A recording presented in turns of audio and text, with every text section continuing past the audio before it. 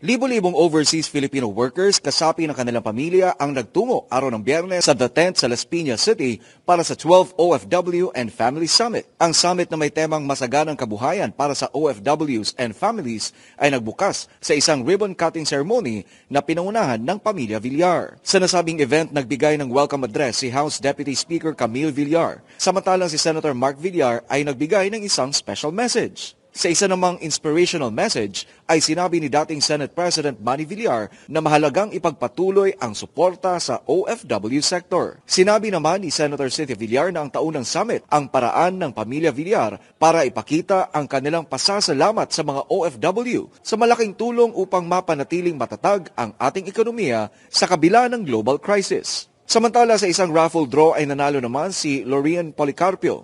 May bahay na isang OFW na nagtatrabaho sa Saudi Arabia ng grand prize na house and lot.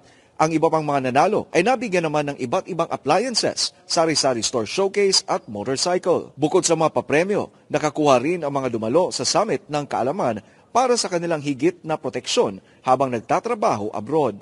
Sa nasabing event ay naroon din ang iba't ibang government officials na nagkaroon ng dialogue kaugnay sa concerns ng mga OFW. Kabilang dito ay si Department of Migrant Workers OIC Attorney Hans Leo Cacdac, DFA Undersecretary Attorney Eduardo Jose de Vega, OWA Administrator Arnel Ignacio at marami pang iba. Para sa Diyos at Pilipinas kung mahal, Troy Gomez nag-uulat, SMNI News.